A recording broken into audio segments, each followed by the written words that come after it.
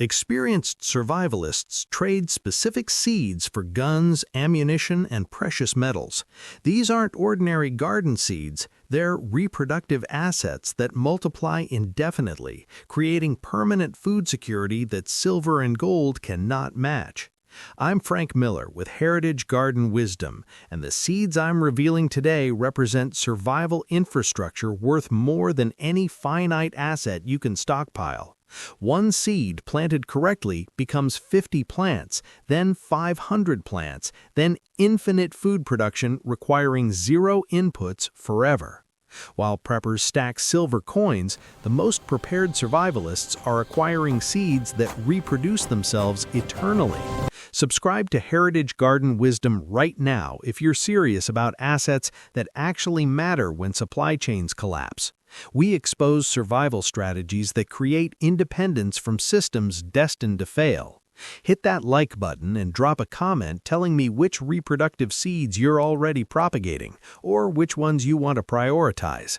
By the end of this breakdown, you'll understand exactly why seeds that multiply themselves are worth more than precious metals during deep collapse, and which specific varieties experienced preppers guard like treasure. The hierarchy of value shifts dramatically as collapse deepens from initial disruption to complete system failure.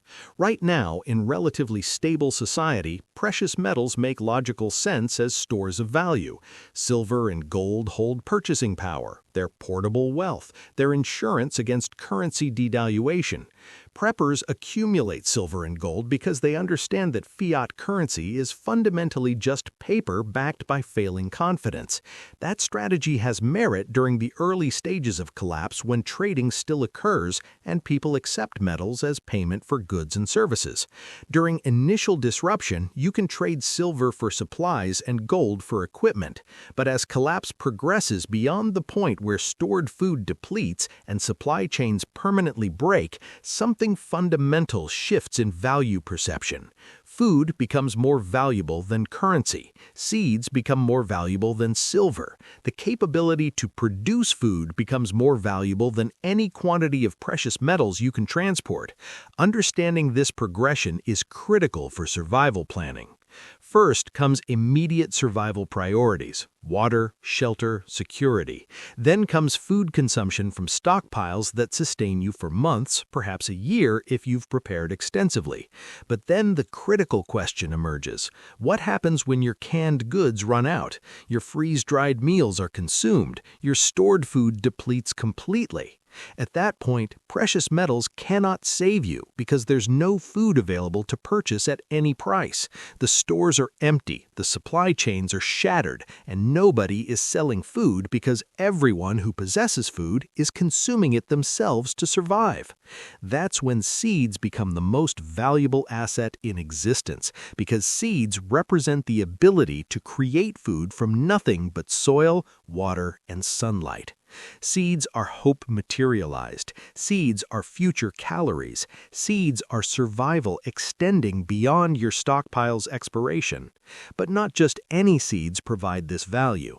The prepper seeds worth more than silver are very specific types: seeds that produce more seeds, seeds that multiply themselves exponentially, seeds that create permanent food security that can never be confiscated or depleted. These are heirloom seeds.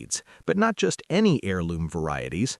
The seeds that experienced preppers guard like treasure are perennial and self-seeding heirloom varieties that reproduce themselves indefinitely. Seeds you plant once and harvest forever. Seeds that don't require repurchasing annually. Seeds that transform one planting into infinite food production. These are the seeds that experienced survivalists trade like currency, and these are the seeds worth more than silver during deep collapse scenarios. During collapse, hybrid seeds from commercial sources become worthless despite their short-term productivity. Hybrid seeds grow food for one season, but the seeds they produce don't grow true to the parent plant. You cannot save them for next year's planting. When you plant hybrid tomato seeds, you get tomatoes this year, but the seeds from those tomatoes won't produce proper tomatoes next year. They'll produce weak, inferior plants with unpredictable characteristics. Hybrid seeds create dependence on continuous purchasing. You need to buy more every year from seed companies. During collapse, that dependence becomes fatal because seed companies cease operations. Heirloom seeds are fundamentally different in their genetics and reproduction. Heirloom seeds are open-pollinated, meaning they breed true to type. You save seeds from this year's harvest and plant them next year, and you get the exact same plant with identical productivity, disease resistance, and characteristics. That's genetic stability. That's the ability to create an infinite seed supply from one initial purchase. That's why heirlooms are worth more than silver. They provide independence from systems. But the value increases exponentially with perennial and self-seeding heirlooms. These seeds create plants that reproduce themselves without requiring any action from you. You plant once and the plant either lives for decades producing food year after year, or it drops seeds that germinate and grow new plants automatically. Either mechanism creates permanent food sources requiring zero seed inputs. That's the ultimate prepper asset. Food production that sustains itself indefinitely. Let me provide specific examples of prepper seeds that experienced survivalists trade like currency. Seed number 1. Egyptian walking onion bulbils. These aren't technically seeds, they're tiny bulbs functioning as propagation units. Preppers who have them guard them with extreme care because Egyptian walking onions plant themselves and multiply autonomously. You plant one bulbil and it grows into a plant.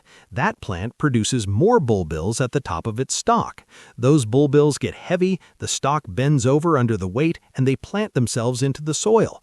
Within 3 years, one bulbil becomes 50 plants. Within 5 years, you have hundreds, and they continue multiplying forever. That's infinite onions from one planting.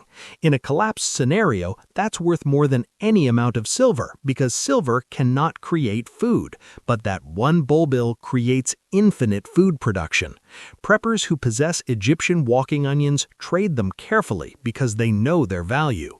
Stories circulate of preppers trading a handful of bulbils for 50 rounds of ammunition, for a silver coin, for critical supplies, because both parties understand that those bulbils represent permanent food security.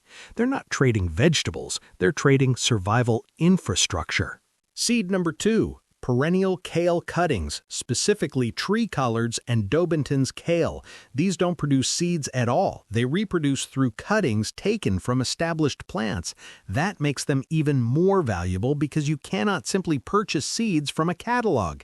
You must obtain cuttings from someone who already has the plant, and the people who have them know exactly how valuable they are. One perennial kale cutting becomes a plant that lives for 10 to 20 years. That plant produces edible leaves almost year-round depending on climate. You can harvest from it continuously without killing the plant. And you can take cuttings from that plant to create more plants. One cutting becomes 10 plants, which become 100 plants. Within a few years, you have a permanent green supply that feeds your family indefinitely without any seed inputs. Preppers trade these cuttings like gold. I know preppers who have driven hundreds of miles to obtain authentic tree-colored cuttings from trusted sources. I know preppers who have paid $50 to $100 for a single cutting, not because they're foolish, but because they understand that one cutting could be the difference between eating and starving 10 years from now. Seed number 3. Jerusalem artichoke tubers. These function like potato seed pieces but with superior multiplication rates. Jerusalem artichokes multiply exponentially. You plant one tuber and harvest 20 tubers at the end of the growing season. Plant those 20 next year and harvest 400. The multiplication is exponential and dramatic. Once established, Jerusalem artichokes are virtually indestructible. They spread, they naturalize, they become become a permanent calorie source that's nearly impossible to eliminate. Preppers who have Jerusalem artichokes share them carefully because they know that giving someone tubers is giving them infinite calories. That's not a small gift. That's potentially saving a family's life during long-term collapse. I've seen preppers trade Jerusalem artichoke tubers for weapons, for ammunition, for precious metals, because everyone involved understands that infinite calories are worth more than finite assets. Seed number 4. Heirloom multiplier onion sets. These are perennial onions that divide underground autonomously. You plant one bulb and it splits into 5 to 7 bulbs. You harvest most and replant a few. Next year, those few become 30 or 40 bulbs. The year after that, you have hundreds. It's exponential multiplication of a staple crop. These onion sets are rare. Most garden centers don't carry them. You have to obtain them from seed saver networks or from other preppers who grow them. When you find them, you pay premium prices. 50 cents to $1 per bulb is common. That seems expensive until you realize one bulb becomes hundreds of bulbs, which becomes infinite onions. Then it's the bargain of a lifetime for preppers planning long-term survival. Seed number 5. Heirloom perennial grain seeds. And this is the crown jewel of prepper seed collections. These are extremely rare. Most grains are annuals, requiring replanting every year, but there are perennial grain varieties that live for years and produce grain annually without replanting. Perennial wheat, perennial rye, intermediate wheatgrass, which produces a grain called Kernza. These are the holy grail of prepper seeds. The reason is straightforward. Grains are calories. Grains are bread. Grains are the foundation of civilization's food supply.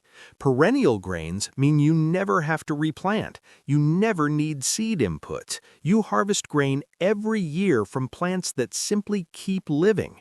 In a true long-term collapse scenario, perennial grains could be the difference between rebuilding agriculture and starving. These seeds were incredibly difficult to find. Research institutions have them, a few specialized seed companies carry them, some seed saver networks preserve them, but they're not widely available. When preppers find them, they acquire as much as possible because they know what they have. They have seeds worth more than any precious metal. Now, let's discuss why these seeds are worth more than silver specifically. Silver is valuable, and I'm not dismissing precious metals entirely, but silver has serious limitations during collapse. You cannot eat silver. You can only trade silver if someone wants what you have and has what you need. As collapse deepens and food becomes the only thing that matters, fewer people want silver. They want food. They want seeds. They want the ability to grow food independently.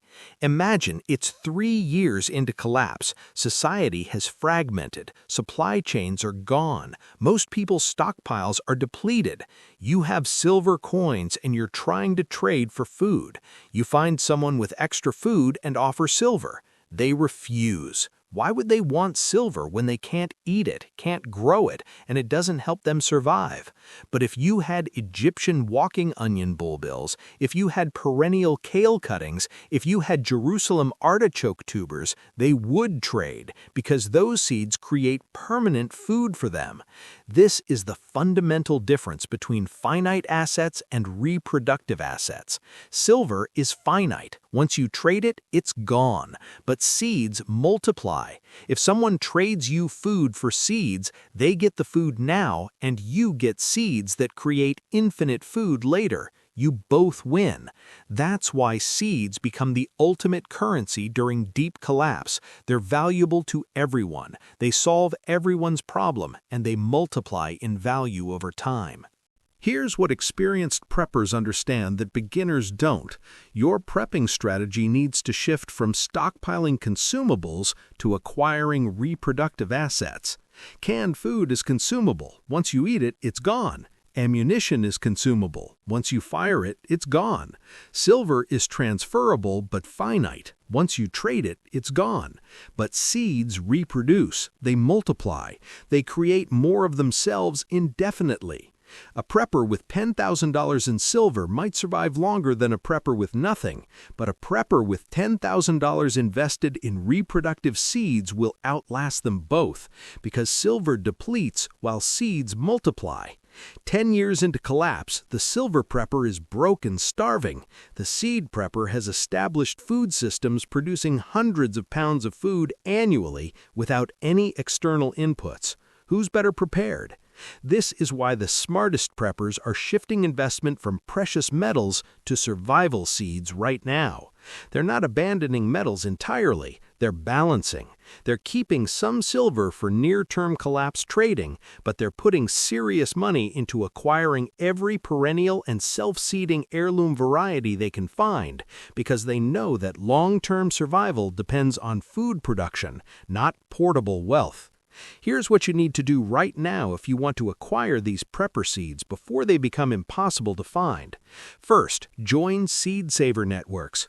Organizations like Seed Savers Exchange, Southern Exposure Seed Exchange, and Baker Creek preserve heirloom varieties and make them available to members. Join them, support them, buy from them. These are the repositories of seeds worth more than silver. Second, connect with local preppers who grow heirlooms. Find your community, trade seeds, share knowledge, build relationships. The prepper with the best seed collection isn't the one who hoards secretly. It's the one who networks with other seed savers and trades to diversify their collection. You have perennial kale, I have Egyptian walking onions. We trade, we both benefit. Third, dedicate resources to seed acquisition now, not later. Now, while seeds are still available, while nurseries still operate, while shipping still functions, spend money on seeds. Spend serious money, hundreds of dollars, $1,000, whatever you can afford, because those seeds could be worth their weight in gold during collapse, literally, and you cannot acquire them after collapse begins. Fourth, plant and propagate immediately. Don't just buy seeds and store them. Plant them, grow them, learn how they perform in your soil and climate. Propagate them, multiply them, save seeds, take cuttings, divide bulbs. Turn one seed packet into 100 pounds of seeds.